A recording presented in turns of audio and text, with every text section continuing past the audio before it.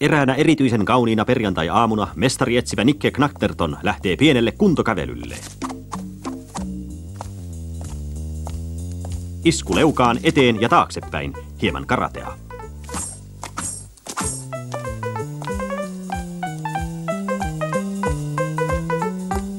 Ja irrotteluna hyppy käsiseisontaan. Silloin Nikke huomaa jotakin. Johtopäätös. Tuossa makaa valokuvamalli Molly Moll. Knattertonilla on ilmiömäinen hahmomuisti. Hän tuntee Mollin heti, vaikka oli nähnyt tämän kääntöpuolen vain kerran, monta kuukautta sitten selatessaan miesten lehteä parturissa. Niken aivosolut alkavat heti toimia. Tukassa on hiven vihreätä väriä ja takaraivossa on kuhmu. Johtopäätös. Isku on tullut sivulta päin 90 asteen kulmassa 35 kilometrin tuntinopeudella liikkuvasta autosta ja lyöntiase on vihreäksi maalattu saksalainen tammen runko. Knattertonin yliterävä katse havaitsee sellaistakin, mitä maallikon silmä ei huomaa. Onpas sormenjälkikokoelma, kassakaappi, teon peukalo ja etusormi. Samoin jalokivijupen ja kissamaksin koko käsi. Tutkittuaan sormenjäljet Nikke ryhtyy elvyttämään Mollia.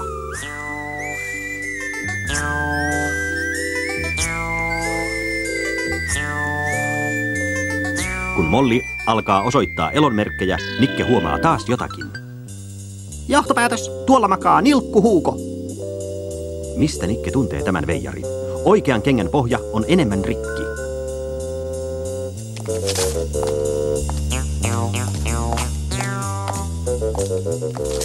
Johtopäätös. Väristä ja lämpötilasta päätellen kuhmu on syntynyt 22 minuuttia sitten. Huuko iskettiin tainoksiin tasan kello 11.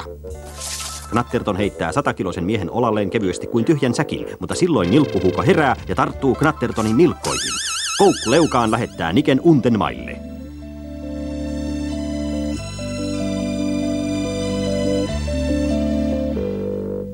Kauan ei Nikke malta pysyä Untenmailla, mutta Nilkkuhuuko ja Molli ovat jo ehtineet ottaa jalat alleen. Silloin saapuu poliisi, ystävänä ja auttajana.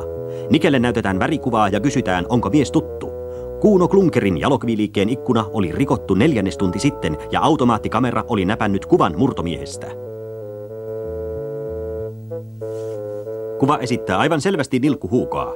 Johtopäätös. Nilkkuhuuko ei ole syyllinen. Monet varmaan väittävät, että Nilkkuhuukon oli pakko olla syyllinen, mutta Nikke näki, että Huukon pään takaa pistivät esiin harmaan huopahatun reunat. Ja vyötäisillä on 2 kankaan palaa, jotka eivät kuulu Huukon takkiin. Samoin näkyy pala vierasta kämmen selkää, jossa on maksaläiskä. Siitä päätellen käsi on jalokivijupen. Johtopäätös. Jalokivijuppe löysi Nilkkuhuukon kello 11.02 kadulta tajuttomaksi iskettynä. Hän retuutti Huukon jalokiviliikkeeseen, pani hänelle aurinkolasit päähän ja piti häntä edessään hävätäkseen kameraa. Teon jälkeen hän raahasi Huukon takaisin kadulle, josta löysin hänet kello 11.22. Sattuma on harvoin onnekas, mutta tällä kertaa se on. Aivan sattumalta jalokivijuppe ajaa ohi. Johtopäätös. Tuo on Molly Mollin takaraivo.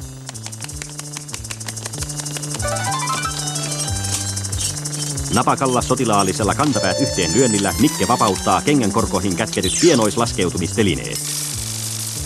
Silloin jalokivijuppe huomaa peruutuspeilissä Knattertonin lakin yläreunan. Nappia painamalla hän irroittaa tavaratilan kahvan. Samalla hän vetää vivusta, joka panee toimimaan viemärinkannen kohottimen. Sen hän on keksinyt ihan itse. Jokainen muu luopuisi jo takaajosta, mutta Nikkepä ei. Hän putoaa kaupungin viemärintarkastajien virka-ajoneuvoon. Varmalla vaistolla hän ohjaa kohti alibibaaria, joka on alamaailman kohtauspaikka ja Jupen kantapaikka. Kun Nikke astuu baariin, kaikki vieraat kalpenevat. Molly Moll punastuu. Virginia Peng, alibibaarin emäntä, kohtaa Niken tuiman katseen ripsenkään värähtämättä. Mutta herkässä selässään Nikke tuntee, että hänen takanaan juonitaan jotakin. Tämän näyttävän manööverin jälkeen poliisit saapuvat paikalle ja aikovat pidättää Nilkkuhuukon jalokivivarkaana. Mutta Knatterton todistaa valokuvan avulla, että oikea syyllinen onkin jalokivi Juppe. Mutta missä ovat varastetut jalokivet? Juppe oli sujauttanut ne lapsellisen hyväuskoisen Mollin käsilaukkuun. Jälleen kerran mestari salapoliisi Nikke Knatterton on pelastunut viattoman joutumasta lain kouran puristettavaksi.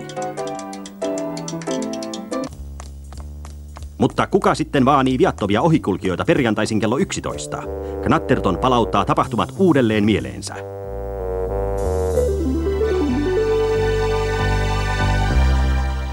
Tässä makasi Molli Moll.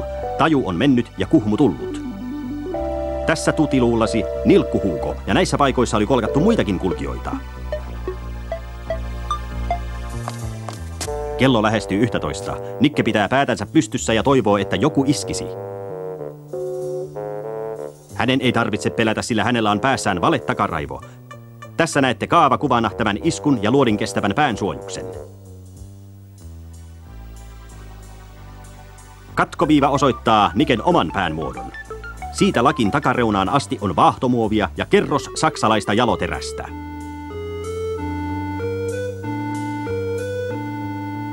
Huomaamme selvästi, miten Nikke terästää korvaansa.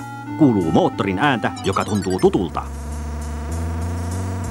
Johtopäätös. Jalokivi Jupen erikoisauto. Mutta Nikke ei tiedä, että autoa ohjaa Virginia Peng, alibibaarin emäntä. Nainen painaa kojelaudassa olevaa nappia, joka laukaisee sisään rakennetun jalat alta tangon. Knatterton odottaa iskua valettakaraivoonsa, mutta toisin käy.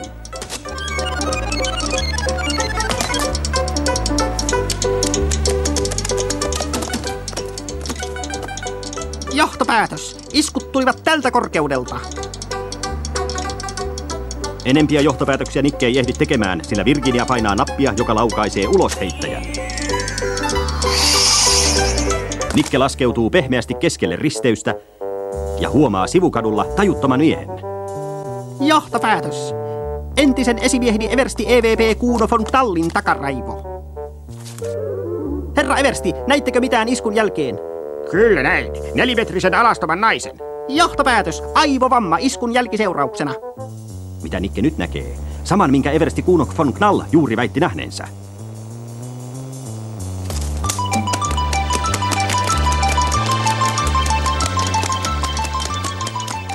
Johtopäätös. Tikkaat ovat lyömäase. Kuno von Knallin harmaa haiven, Mollin vaalea hius ja vihreätä väriä. Tämä pultti piti tikkaiden yläpäätä kiinni kattotelineessä. Yksi pultti oli katkennut takaa oikealta.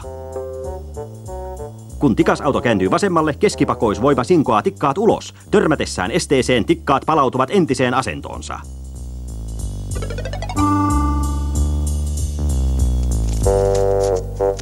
Nikke kiinnittää tikkaat narunpätkällä kattotelineeseen ja siihen päättyy tämä juttu, jossa ei rikosta oikeastaan tapahtunutkaan.